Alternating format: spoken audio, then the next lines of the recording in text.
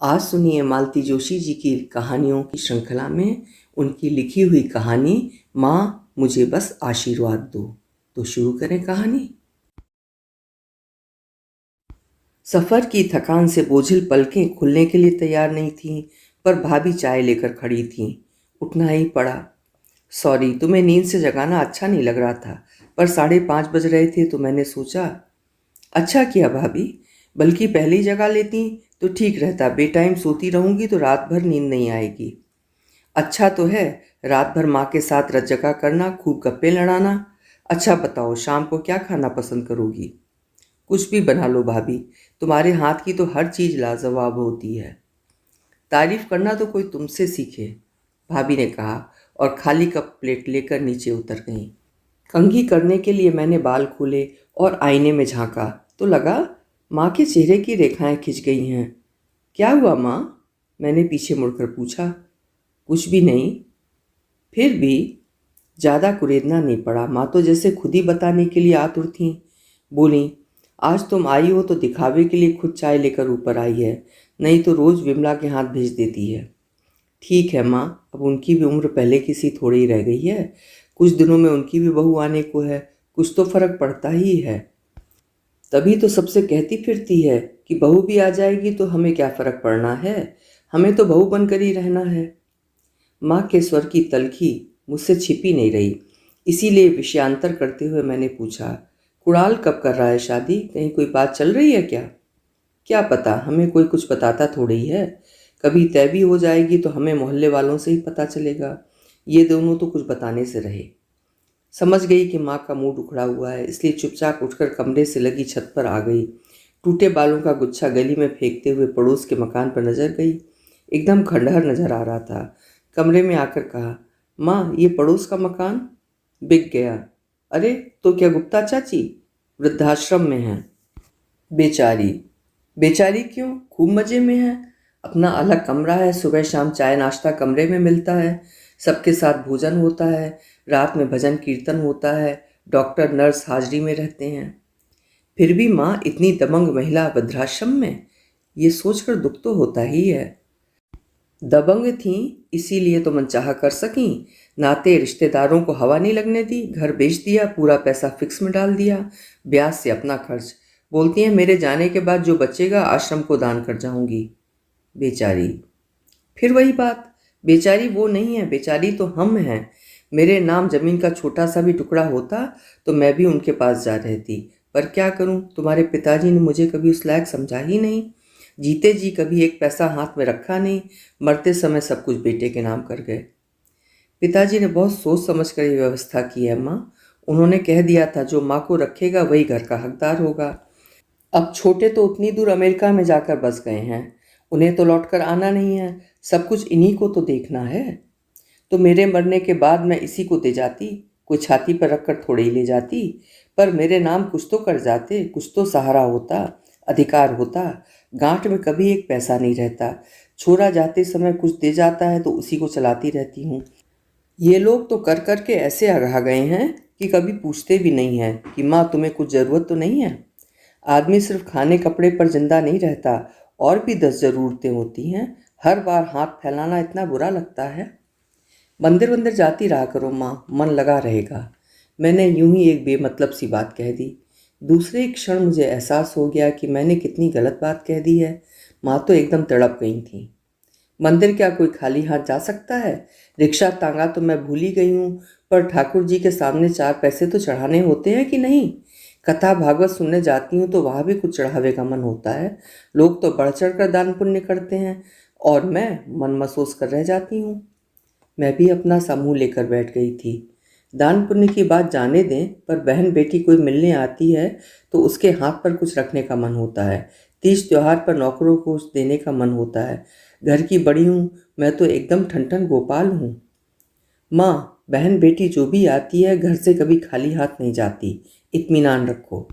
जो कुछ भी देते हैं वो मेरे हाथ से ही दिलवा दें तो मेरा भी मन रह जाएगा, पर हवा ही नहीं लगने देते। जब से छोटू का ग्रीन कार्ड बन गया है तब से तेरी भाभी सबको सुना चुकी है। अब तो हमें ही जिंदगी भर झेलना है, हमें मुक्ति नहीं है। अब मैं क्या करूं बता? जबरदस्ती तो मौत को नहीं बुला सकती, वो तो अपने समय से ही आएगी। रात खाना बहुत शानदार बना था, पर माँ की बातों से मन इतना उचाट हो गया था कि मैं उसका ठीक से आनंद भी न ले सकी। बस झूठ मूठ तारीफ करनी पड़ी। खाना खाने के बाद मैं कुछ देर बैठ भैया भाभी से बतियाती रही। जब आंखें झपकने लगी तो गुड नाइट कहकर ऊपर आ गई। तब तक माँ चादर वादर बदल चुकी थी और बैठकर माला फेर रही थी। मैं चुपचाप जाकर लेट गई। माला एक ओर रख कर माँ ने दरवाज़ा बंद किया और मेरे पास बैठते हुए बोली, चलो आज तुम्हारे बहाने डाइनिंग टेबल पर बैठकर खाना खाने का मौका मिला, नहीं तो रोज़ कमरे में ही थाली आ जाती है। क्यों? आए दिन कोई ना कोई खाने पर आया रहता है, उनके बीच में कहाँ जाऊंगी। फिर कभी कुछ अल्लम गल्लम पकता है तब भी मेरे कारण संकोच होता है, इसीलिए मेरी थाली ऊपर ही आ जाती है। मैं चुप रही, बोलती भी क्या। माँ ही अपनी सुनाती रहीं। मुझे नीचे उतरे 8-8 दिन हो जाते हैं। कभी भूल से रसोई में पाँव दिया भी तो दौड़ी चली आएंगी, माँ जी कुछ चाहिए क्या, मैं बना देती हूँ।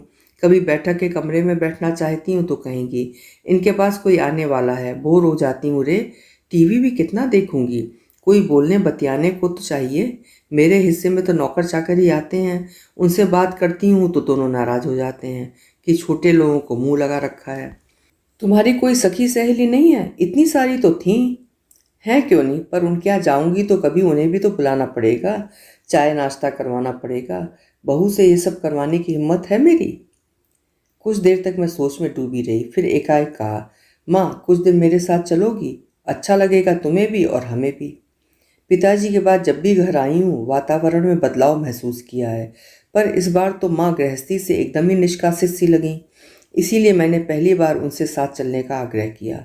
संयोग से मेरी सासू माँ भी इन दिनों देवरानी के प्रसव के लिए अमेरिका प्रवास पर थीं, इसीलिए माँ को संकोच भी नहीं हुआ। मैंने डरते डरते भैया से ये प्रस्ताव रखा। मन ही मन मैंने एक लंबी भूमिका भी बना ली थी कि गुप्ताइन के चले जाने से माँ अकेलापन अनुभव कर रही हैं। मेरे साथ जाएंगी तो थोड़ा बदलाव हो जाएगा, जी बहल जाएगा।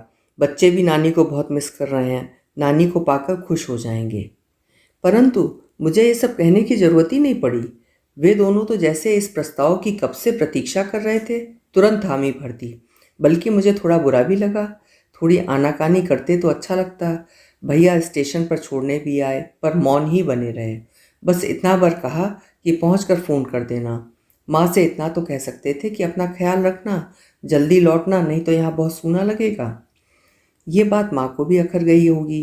पूरे रास्ते वो गुमसुम ही बनी रहीं। आखिर मुझे ही कहना पड़ा, माँ मैं तुम्हें ज़बरदस्ती तो लाई नहीं हूँ ना, क्या सचमुच तुम्हारा मन आने का नहीं था? नहीं रे, बल्कि मैं तो अपने राम लखन को देखने के लिए बेताब हूँ। उन्हें देखे कितने दिन हो गए हैं। तू भी तो हर बार अकेले ही चली आती है।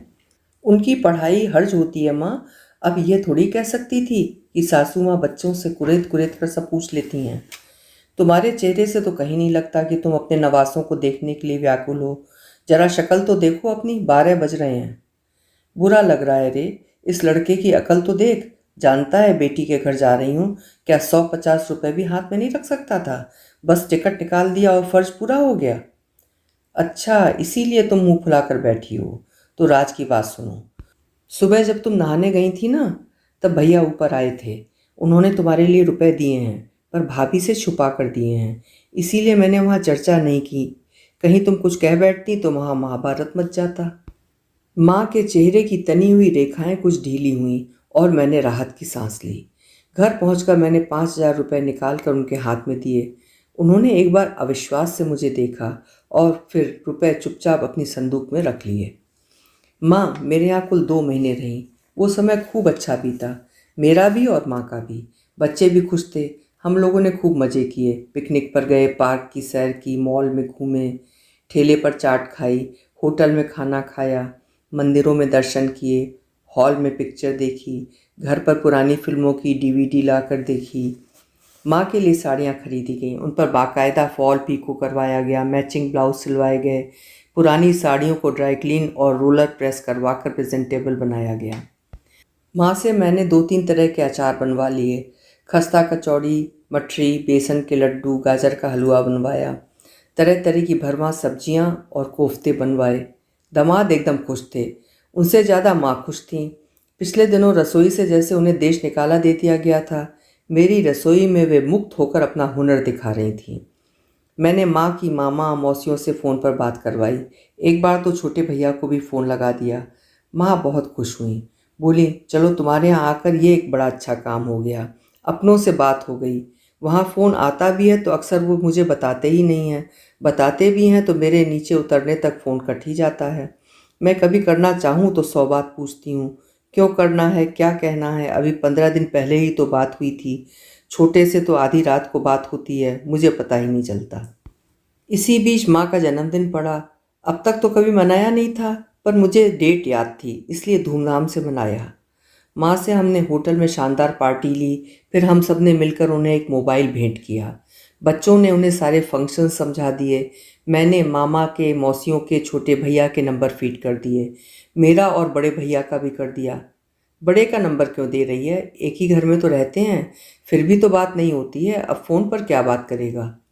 उनका नंबर सबसे ज़्यादा ज़रूरी है माँ। ऊपर के कमरे में अकेली टंगी रहती हो, रात बेरात कुछ होने लगे तो उन्हें बुला तो सकती हो।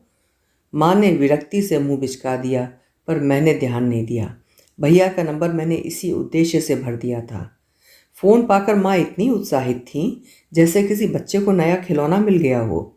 उन्होंने बारी बारी से सबको फ़ोन किया और बड़ी ठसक के साथ अपना नंबर बताया। छोटे भैया को भी फ़ोन करके बता दिया कि कभी भूल से माँ की याद उसे आए तो इस नंबर पर फ़ोन कर लेना। इसकी फ़ीस कब भरनी होगी, माँ ने मासूमियत से पूछा। उसकी चिंता तुम मत करो, ये जिम्मा मेरा है, मैंने आश्वस्त किया। मैं तो चाह रही थी कि माँ कुछ दिन रहें। मेरी सासू माँ को आने में अभी 2 महीने बाकी थे, पर माँ बोली, बेटी के घर ज़्यादा दिन रहना ठीक नहीं है। वे लोग तो मुझे तुम्हारे भरोसे छोड़कर निश्चिंत हो गए हैं। अगर यहीं बनी रही तो मेरा कमरा भी किराए पर चढ़ा देंगे। जाते समय मैंने कुछ रुपए उनके पर्स में रख दिए तो बोली, छोटू ने भेजे हैं क्या। छोटू क्यों भेजने लगा, मैं तुम्हारी कमाऊ बेटी नहीं हूँ क्या। मैंने दिए हैं। नहीं, मैंने सोचा तब बड़े ने दिए थे, अब शायद छोटे ने भेजे होंगे। मैंने चौंक कर माँ की ओर देखा। उनकी आंखें शरारत से चमक रही थीं। तुम्हें क्या लगा, तुमने कहा और मैंने मान लिया। अरे जो लड़का बीबी से छुपाकर मेरी खांसी की दवाई नहीं ला सकता, वो एक मुश्त मुझे 5,000 देगा।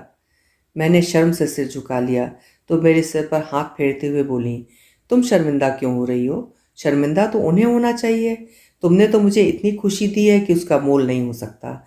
वैसे भी मेरे पास आशीर्वाद के सिवा देने के लिए कुछ है भी नहीं। तुम्हारी ये खुशियाँ मुझ पर उधार रहीं। कैसी बात करती हो माँ, तुम्हारा आशीर्वाद ही तो चाहिए, बाकी तो ईश्वर का दिया सब मेरे पास है। मैंने कहा और माँ के आंचल में मुंह छिपा लिया। माँ मेरे सिर पर धीरे धीरे हाथ फेरती रहीं। लगा जैसे मुझ पर आशीर्वादों की वर्षा हो रही है। अभी आप सुन रहे थे मालती जोशी जी की लिखी हुई कहानी माँ मुझे आशीर्वाद दो। उम्मीद करती हूँ कि कहानी आपको ज़रूर पसंद आई होगी। कल मिलते हैं एक दूसरी कहानी के साथ। आपका समय शुभ हो।